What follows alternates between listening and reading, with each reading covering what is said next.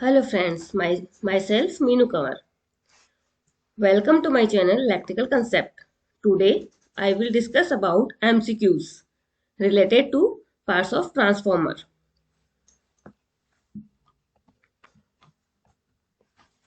Now, question number 1. Which of the following transformer Bucose relay can be fixed on? Bucose relay कहाँ fixed होती है? तो Bucose relay main tank and conservator tank के बीच में connect होती है। यह गैस एक्चुएटेड रिले होती है जो कि ऑयल के डिकम्पोजिशन होने के बाद बने बबल्स को सेंस करती है। तो ऑप्शन देखते हैं।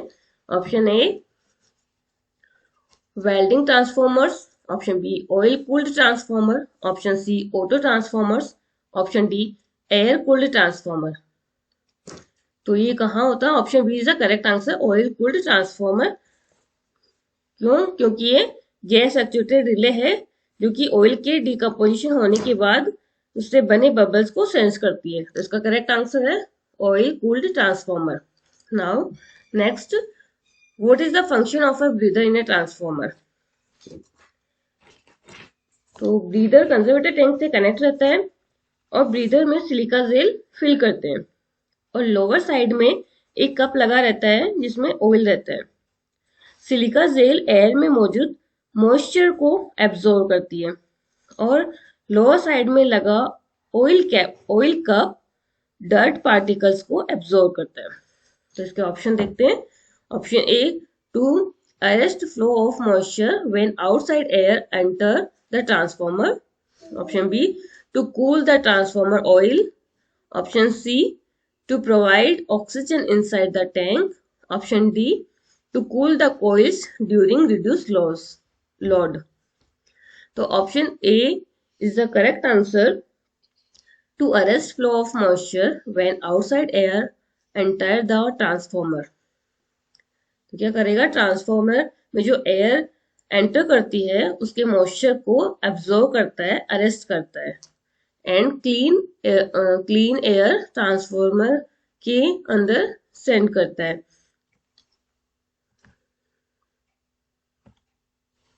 नेक्स्ट है question number 3, lamination of the transformer core is made up of. Transformer की कोर को थिन लैमिनेटेड सिलिकॉन स्टील से बनाते हैं ताकि eddy current losses and hysteresis losses को हम रिड्यूस कर सके। ऑप्शन देखते हैं। Option A aluminium, B iron, C steel and D silicon steel. तो option D is the correct answer, silicon steel. Now question number 4, transformer core are laminated in order to. Transformer की core को laminate करते हैं eddy current losses को minimise करने के लिए, और कोर का मटेरियल सिलिकॉन स्टील यूज करें तो हिस्टेरिसिस लॉसेस को कम कर देंगे।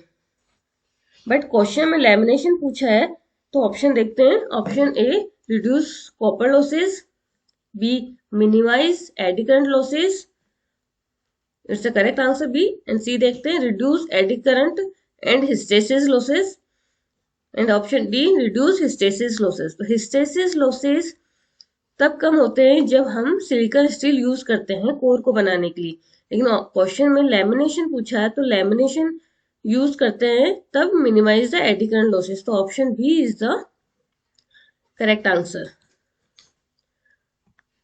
Question number 5, the sheet silicon steel material used in transformer core has, option A high core losses and low permeability, B low core loss and low permeability, option C low core loss and high permeability, option D high core loss and high permeability।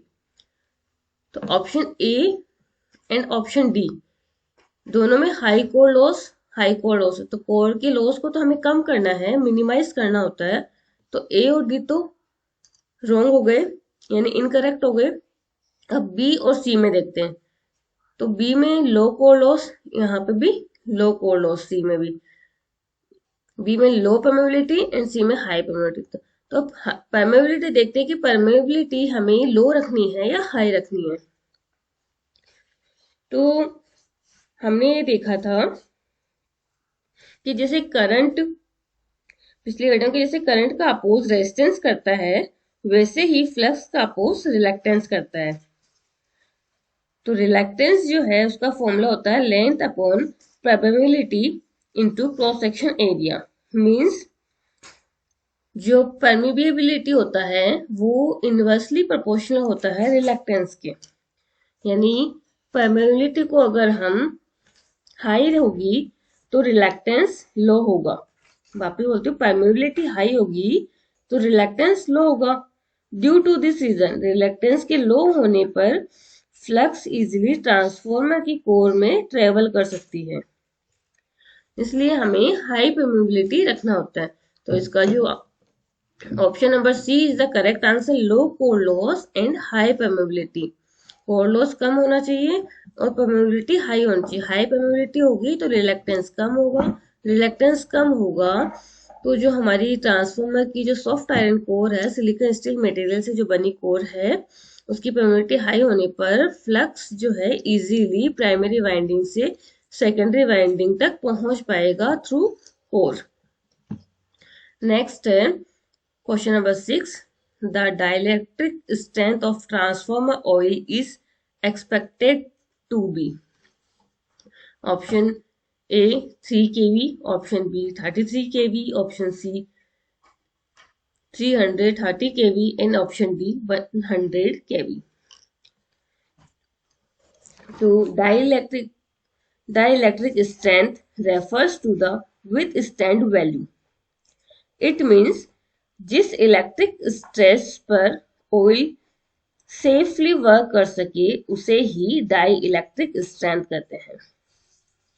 In other word, actually transformer oil को breakdown voltage तक monitor करते हैं।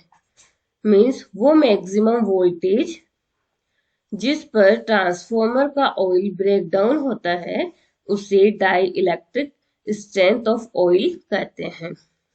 तो option number B 33 kV is the correct answer. Next, question number 7. In the transformer, the function of a conservator is to. तो conservator main tank के top पर connect रहता है। वो कंजर्वेटर टैंक मेन टैंक से डायरेक्टली एक pipe से जुड़ा रहता है। इसका काम है जब ट्रांसफॉर्मर फुल लोड पर काम कर रहा है तब हीटिंग के कारण एक्सपांड हुए ऑयल को कलेक्ट करना, और जब ट्रांसफॉर्मर नॉर्मल लोड पर या लो लोड पर काम करे तब ट्रांसफॉर्मर के ऑयल का टेम्परेचर लो होगा, तब कलेक्ट करे ऑयल को अगेन मेन टैंक में भेजना। ये कंजर्वेटर टैंक का मेन वर्क है। ऑप्शन देखते हैं। A, protect the transformer from damage when oil expand due to heating. ये फ्रॉम थोड़ा मिस्टेक लिखा हुआ है। And option B, it provide air for cooling the transformer. Option C, it provided cooling oil to transformer when transformer needed. And D, none of the above. तो option A is the correct answer, protect the transformer from damage when oil expand due to heating.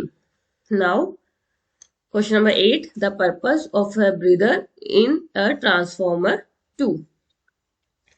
हमने पहले देखा कि breather atmosphere से air लेकर transformer को देता है जिससे हम ब्रीदिंग प्रोसेस करते हैं।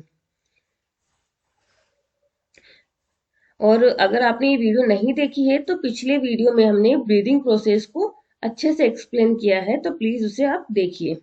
तो ब्रीदर का मेन वर्क है मॉइस्चर को एब्जॉर्ब करना और क्लीन एयर ट्रांसफॉर्मर को देना।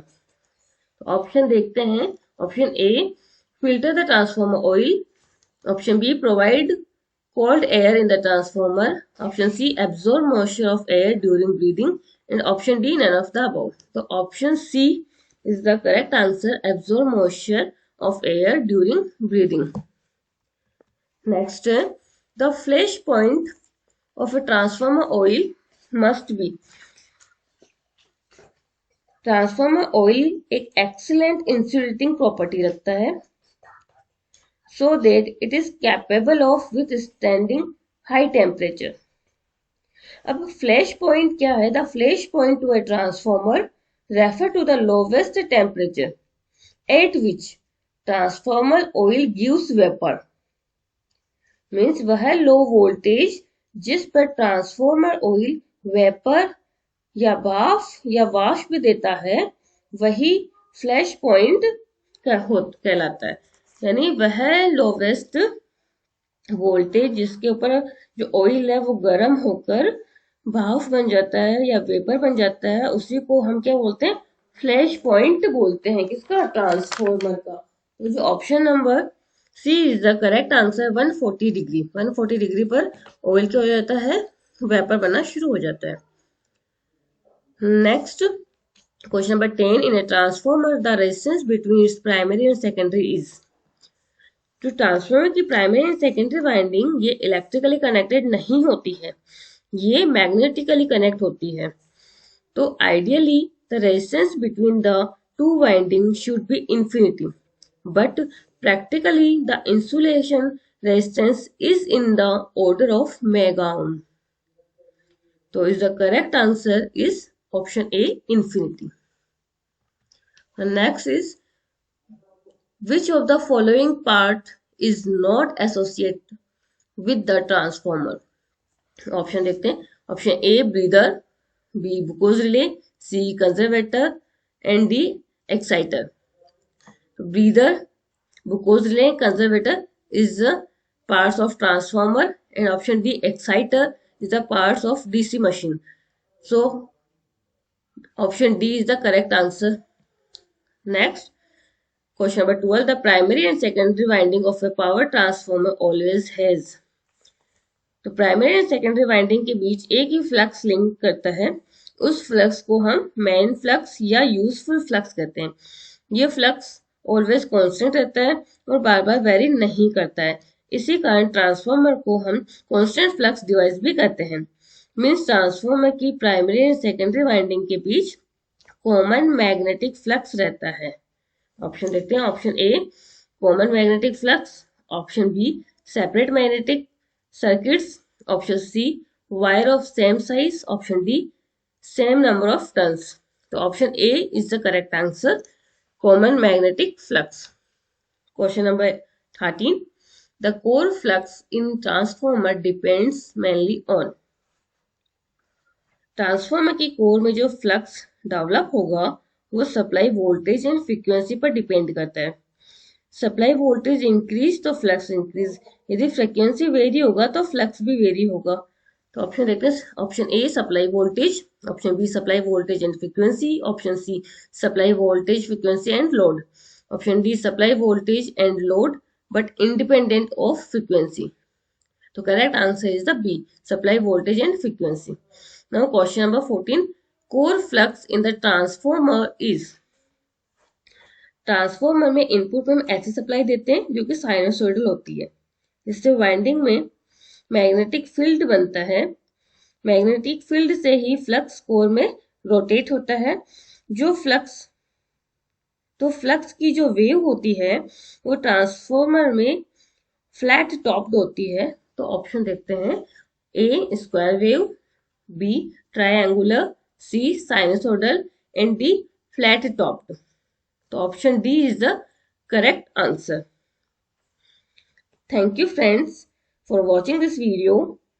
अगर ये वीडियो आपको यूजफुल लगी हो या इसमें से कुछ भी आपको सीखने को मिला हो तो प्लीज इसे लाइक करें, सब्सक्राइब करें और दोस्तों के साथ शेयर करें।